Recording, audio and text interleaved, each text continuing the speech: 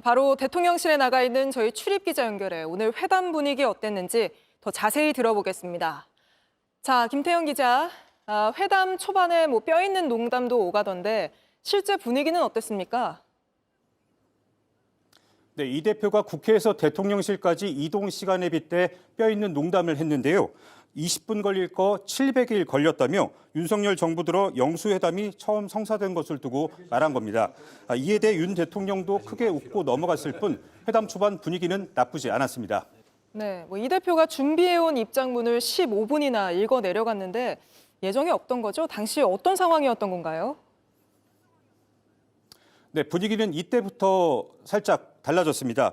윤 대통령과 이 대표가 짧게 인사말을 주고받고 현장에 있던 풀 기자단이 철수하려고 했는데 이 대표가 이를 제지했기 때문입니다. 그리고선 15분 동안 작심 발언을 쏟아냈는데 이희정 기자의 리포트 보고 오시겠습니다. 영수회담이 비공개로 전환되기 직전 이재명 대표가 안주머니에서 미리 준비해온 종이 뭉치를 꺼냅니다. 제가 대통령님한테 드릴 말씀이 많아가지고 써가지고 왔습니다. 제가 원래 대통령 말씀을 좀 먼저 듣고 제가 말씀을 좀 드릴까요? 아닙니다. 오늘 손님 말씀을 먼저 들어야 되니까 말씀해 주시죠.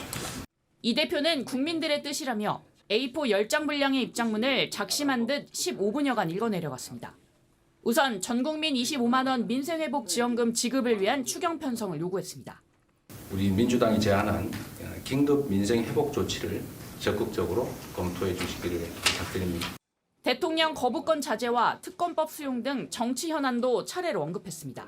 거부권 행사에 대해서 유감 표명과 함께 향후 국회의 결정을 존중하겠다라는 약속을 해주시면 참으로 좋겠다는 생각이고 최혜병 특검법이나 또 이태원 참사 특별법을 적극적으로 수용해 주실 것을 요청드립니다.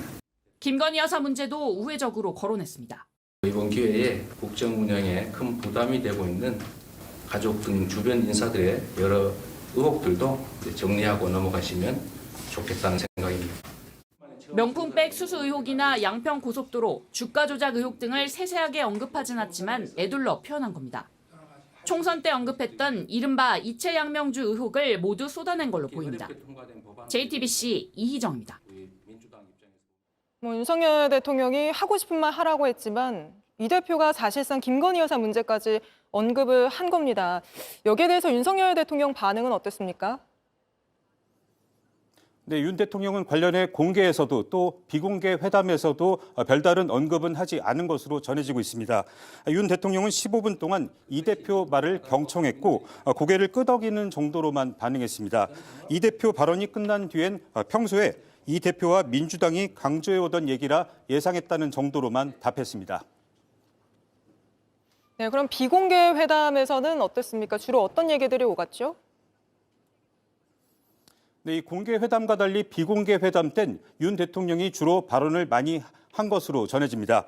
이 대표가 공개 발언에서 화두를 던진 각종 의제들에 대해 윤 대통령이 비공개 회담에서 의견을 밝히는 형식이 된 겁니다.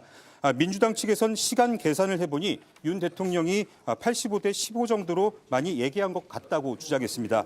다만 김건희 여사 등 가족 관련 의혹이나 최상병 특검법, 거부권 행사 자제 등 민감한 정치 현안에 대해선 비공개 때 더 이상 논의되지 않았다고 대통령실 고위 관계자는 전했습니다. 윤 대통령과 이 대표 간 별도의 단독 회담도 이루어지지 않았습니다. 네, 오늘 회담에 대해서 양측이 각자 또 평가도 내놓지 않았습니까? 네, 회담 뒤 양측 브리핑 내용에선 온도차가 크게 느껴졌습니다. 대통령실은 야당과의 소통과 협치에 첫 발걸음을 내디뎠다며 향후 정치적 상황 예측이 쉽지 않지만 소통과 협치가 지속될 수 있길 희망한다고 긍정적으로 평가했습니다. 반면 민주당은 영수회담에 대해 큰 기대를 했지만 변화를 찾아볼 수 없다고 말했습니다. 이어 상황인식이 아니해 향후 국정이 우려된다. 민생을 회복하고 국정 기조를 전환하겠다는 의지가 없어 보인다고 호평했습니다. 네, 대통령실에서 김태형 기자가 전해드렸습니다.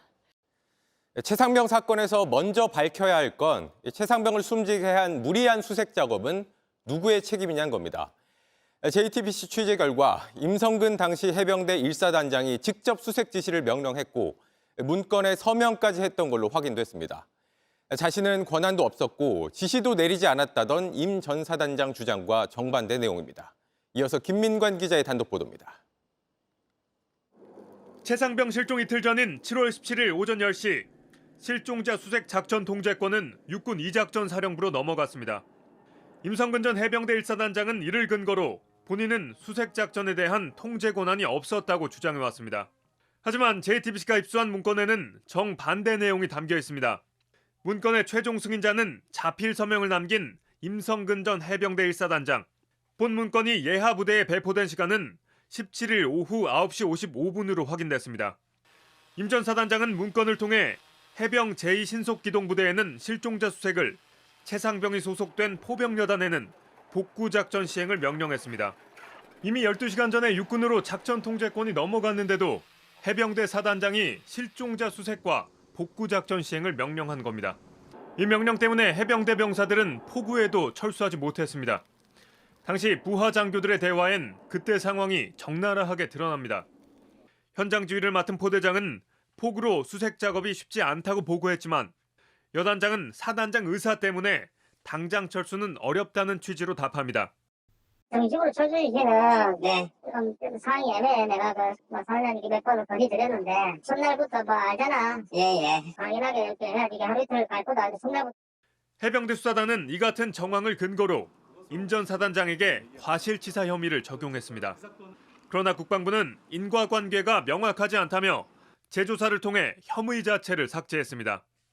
임 전 사단장은 해당 문건과 관련 JTBC에 군인 신분이기 때문에 답변은 제한된다. 하지만 해당 사안은 상식적이라 문제될 게 없다고 해명했습니다. JTBC 김민관입니다. 부산 해운대에서 조직폭력배들이 난투극을 벌였습니다. 패싸움이 3차례나 벌어지고 흉기를 든 사람도 있어 시민들은 벌벌 떨었는데 경찰의 대처가 논란입니다. 구석창 기자입니다. 상대를 밀치고 멱살을 잡습니다. 건물 밖으로 이어진 실랑이는 주먹 다짐으로 번집니다. 자기 편이 쓰러지자 지켜보던 일행이 달려듭니다. 발길질을 당한 남성은 정신을 잃은 듯 반응이 없습니다. 경찰이 신고를 받고 출동했는데 상황만 살필 뿐 특별히 제지는 안 합니다. 그리고 날이 밝았습니다. 이번에는 더 많은 사람들이 몰려들어 쉴 새 없이 서로 주먹을 휘두릅니다. 난투극은 이 일대에서 2시간 사이 3차례나 벌어졌습니다. 식당가 주민과 행인들은 공포감을 느끼며 가슴을 졸일 수밖에 없었습니다. 이리저리 옮겨다니며 벌인 패싸움에 식당 한 곳의 유리문은 박살이 났습니다. 흉기를 든 사람도 있었습니다. 그러니까 영화에서 보는 거랑 실제로 보니까 굉장히 무서웠어요. 경찰분들이 출동을 하고 하면은 조금 더 처리를 확실하게 해주신다든지. 경찰은 지역 조직 폭력배들이 술자리에서 우발적으로 다툰 걸로 보고 있습니다. 초동 대처가 부실했다는 지적에 대해서는 여러 차례 출동해 현장을 살폈다는 입장입니다. 세상에 없고 저거들 숨고 도피했다가 뒤에 또 저기를 또 외래 또 만나갖고 또 이제 그렇게 사건이 나는 건데. 경찰은 부산을 대표하는 양대 조직원 등 가담자 10명을 특정해 이들에 대해 구속영장을 신청하기로 했습니다. JTBC 구석찬입니다. 팬들은 어른들의 싸움에 휘말리게 된 그룹 뉴진스의 앞날을 걱정하고 있습니다. 새 뮤직비디오는 공개 이틀 만에 조회수가 1,400만 회를 넘어설 정도로 인기고 대규모 해외 공연까지 앞두고 있지만 그 이후 행보가 불투명한 상황입니다. 조소희 기자입니다.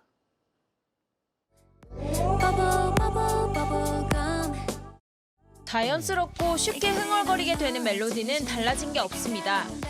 데뷔 직후에도 짧은 예고 영상도 홍보도 없이 새 노래 뮤직비디오를 통째로 공개하며 팬들에게 다가섰는데 이번에도 같은 방식입니다. 이번엔 더 관심이 뜨겁습니다. 27일 뮤직비디오 공개 이후 이틀 만에 조회수는 1,400만을 넘었습니다. 새 앨범을 기다려온 팬들뿐만 아니라 뉴진스를 잘 몰랐던 팬들의 반응도 올라왔습니다. 어른들 싸움에 끼었지만 꿈을 잃지 말라는 댓글도 눈에 띄었습니다. 뉴진스는 6월까지 예정된 일정은 변함없이 소화할 예정입니다. 한 달 뒤 앨범 타이틀곡을 공개하고 2달 뒤엔 도쿄에서 팬미팅을 이어갑니다. 그러나 하이브와 어도어 민희진 대표의 법정 싸움이 시작되면서 뉴진스의 미래를 걱정하는 목소리도 나옵니다. 미국 언론은 하이브가 뉴진스를 통해 음악을 상업예술의 경지까지 끌어올렸다고 평가했는데 일련의 사태를 분석하며 아트 디렉터인 민희진 대표가 자신의 문화적 창작에 대한 통제력을 잃을 수 있을 것으로 보인다고 보도했습니다. JTBC 조소입니다. JTBC 뉴스를 시청해 주셔서 고맙습니다. 저희는 저녁 6시 50분 뉴스룸에서 뵙겠습니다.